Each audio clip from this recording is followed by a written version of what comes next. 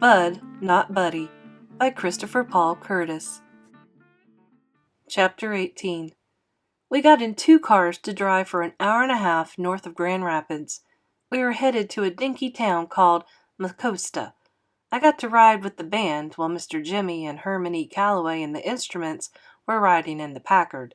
Miss Thomas stayed back at Grand Calloway Station. I'd been living with Miss Thomas and the band for about 7 days, and this was already my 3rd trip on the road. The band was doing their next favorite thing to playing music. They were teasing each other and talking about Herman E. Calloway behind his back. The thug said to Dirty Deed, "I'd be offended, man, and I ain't trying to say that you ain't good on the 88s, but you know the only reason you got this gig is 'cause you're Dutch. You're white, and you don't have the strongest personality in the world." Deed said, "Yeah, well, such is life. You think I'm going to give up the best gig in the state just 'cause you'd be offended? Take a look out the window, baby. There's a depression going on. How many folks you see living like us, Negro or white? Not many. That man may have his faults, but he's a struggler. I'm putting my hat in with him." Eddie looked at me and said, "Bud, Mr. C has always got a white fella in the band, for practical reasons. But we don't hold his skin color against him. He can't help that he was born that way." Deed said, "You're just too kind, Edward." Eddie kept talking. "We do that 'cause the boy can play. Mr. C won't compromise on his music." I said, "Why does he always keep one white guy in the band?" Deed said, "It's the way of the world, Sleepy. It's against the law for a Negro to own any property out where the log cabin is, so Mr. C put it in my name." Eddie said, "That, and a lot of times we get gigs playing polkas and waltzes, and a lot of these white folk won't hire us if they knew we were a Negro band, so Deed goes out and sets up everything." "But what do they say when the Dusky Devastators show up?" Deed said, "Well, it's too late for them to say anything then. It's us or no music." Eddie said, "And Mr. C tells them if we aren't the best band they'd ever heard, then they don't have to pay. We haven't been stiffed yet." With all the arguing and jokes about Mr. C, the trip seemed real short. We unloaded all the instruments and waited for nighttime to come. I'd heard the band play and practice 1,000 times, and still had to just about sit on my hands when they were finished, so I wouldn't bust out clapping. We finished our set at a little place called the Laughin' Jackass, and I got to sleep right on stage to guard the instruments. The next morning, I was packing everything into the cases when I got some real bad news. Herman E. Calloway told Mr. Jimmy, "I'm stay and catch up with Eugene. You head back with the boys." The man who owned the club, Mr. Eugene Miller, used to be in one of Mr. C's bands. Mr. Jimmy said, "Bud, take your time loading everything into the Packard, and you can ride back with Herman." Uh-oh. Me and Mr. C looked at each other like this wasn't a good idea. He said, "Whatever," and walked back to the club's office. Shucks, a whole hour and a half trapped in a car with him. I loaded all the instruments into the Packard, sat on a big rock, and took out my recorder to practice. I could hear Mr. C and Mr. Miller talking and laughing for the longest time. At last, Herman E. Calloway came out and walked over to the side of the building and started nudging things around with the toe of his shoe. I walked over to watch what he was doing. When I got next to him, I could see that it was just rocks he was pushing around. Finally, he grunted a couple of times and started to bend over, but his big belly got in the way and wouldn't let his arms reach the ground.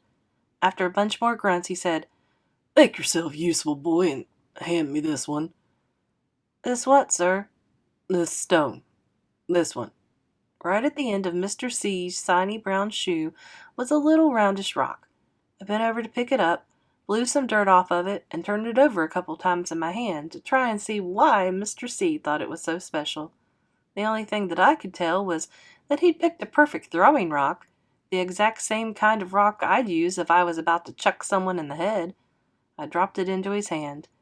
He didn't look at it or nothing. He just stuck it in his pocket, and I heard it bang up against some silver dollars. I kept my nose out of his business for as long as I could. Then I had to say, "Mr. C, wasn't that just a rock?" "Sure was." He started walking back to the Packard. I followed. There were a million ways to ask what I wanted to know, and I chose the worst one when I said, "What in Sam Hill are you gonna do with the doggone rock?" It sounded a lot meaner than I wanted it to, but I was really surprised that Mr. C would want an old rock. He climbed in on one side of the Packard, and I climbed in on the other. After he stuck the key in the dashboard, he said, "Bad habit." Then he leaned over toward me and opened the glove box of the car. There weren't any gloves or maps or papers in the box, just a bunch of perfect throwing rocks. They all looked like they had writing on them. I reached in and took out one of the rocks. Written on the back of it was Idlewild, Michigan, 5236. I took another one and it said Preston, Indiana, 6436. These were just like my rocks. I took one more and it said Chicago, Illinois, 31932. I looked over at Mr. C and said, "I've got some of these, sir." He said, "Really? I've got some too." He looked at me, shifted his pipe away from the talking side of his mouth. "But I know you're not the sharpest knife in the drawer, and I hate to be the bearer of bad tidings, but those are found all over the world. In fact, they're about as common as rocks." I almost didn't answer him, but since I didn't want to look so stupid, I said, "Yes, sir, but mine have writing and numbers on them too." He said, We kept driving. Finally, I said to him, "You don't believe me, I'll show you." I dropped his 3 rocks back into the glove box and closed it, then climbed over the front seat to get my sax case. I opened it and set it on the back seat and unlocked it. As soon as I opened the top, that smell of old spit and crumbling up velvet and mildew came rushing out. It was still great. I lifted the little door that covered my rocks and took 2 of them out. I climbed back over the front seat, but kept the rocks covered in my hand. If he was going to see these, he was going to have to ask first. I crossed my arms across my chest and waited. It's a good thing I've got lots of patience, because I waited a long, long time. When we finally got back to Grand Calloway Station, Mr. Jimmy helped us unload the car. Finally, I decided that Mr. C had waited long enough. I stuck my rocks in his face and said, "See, I told you I had some rocks like those. The only difference is mine say Flint M.8.11.11 and Gary N.6.13.12. He said, "Where did you find these? Didn't I tell you not to go rummaging around in that room you've been sleeping in?" He reached for the rocks. I don't know why, but I let him take them. He was the first person other than Bugs that I'd ever let touch the rocks that my mamma had given to me.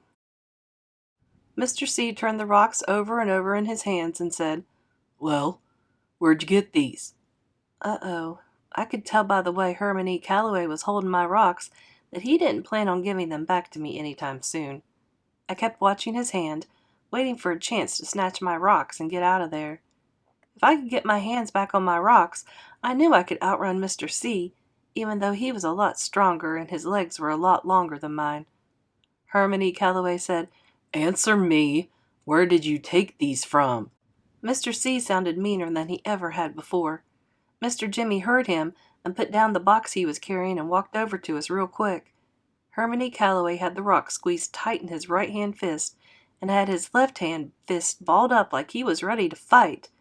Mr. Jimmy said, "Herman, what's this? What's wrong?" He stood between me and Mr. C. Herman E. Calloway said, "I told you about this boy from the word go. He's been snooping through things in the house that he's got no business being in. He stole these." I said, "No, sir, I did not." Mr. C said, "Then where'd you get them? I'm not going to ask you again." He unsqueezed the rocks in his hand. I was surprised they hadn't turned into diamonds or dust the way he'd been holding them so tight. Mr. Jimmy took my 2 rocks from him. He looked at the writing and said, "Flint, Michigan, August 8th, 1911, and Gary, Indiana, July 13th, 1912. "Well, that's more than 25 years ago." He squatted down and looked right at me and said, "Son, where'd you find these? Just tell the truth." I kept one eye on Mr. C. He was still looking like he was getting ready to jump funny on me. I said, "Mr. Jimmy, I didn't find them or steal them from nowhere. These have always been mine. I got them from my mamma, and that's the swear for God truth. Now could I please have my rocks back, sir? I stuck my hand out. Both Mr. Jimmy and Herman E. Calloway said, Your mamma? Yes, sir. I kept my hand out. Mr. Jimmy said, Bud, where did your mamma get these? I said, I don't know, sir. She always had them. Mr. Jimmy and Herman E. Calloway were looking at me with that can't decide which hand to smack you with look when Mr. Jimmy said, Bud, what did you say your mamma's name was? No one ever asked me, sir. Herman E. Calloway was still hot. You throw a lot of sirs around, but you've still got a real strong, real smart mouth, disrespectful streak in you, boy. Now you answer the question or I'll... I screamed at him. Angela, sir. I was so mad that I hadn't meant to say sir, but it came out anyway. Her name is Angela Janet Caldwell. Mr. Jimmy said, Lord have mercy. Herman E. Calloway's pipe dropped out of his mouth, and he stumbled and fumbled into Grand Calloway Station, feeling his way like he'd been struck blind. Then I knew. Herman E. Calloway was the best liar in the world. He'd been lying to me and everybody else all along. Now that there was some good proof against him, he was all shook up. I said to Mr. Jimmy, I knew it! I knew he was my father. Mr. Jimmy was still crouched down right in front of me. He said, Bud, he's not your father. Yes, sir, he is. That's why he run off like that. He got caught lying after all these years. Mr. Jimmy said, Bud, that's enough. Herman is not your father. But Angela Janet is his daughter's name. If what you're saying is true, Lord help us all. It looks like Herman might be your grandfather. This was real surprising, but the thing I felt most was glad that Herman E. Calloway wasn't my dad. Shucks, who'd want a daddy that on top of being so old and so doggone mean had such a big belly? Not me.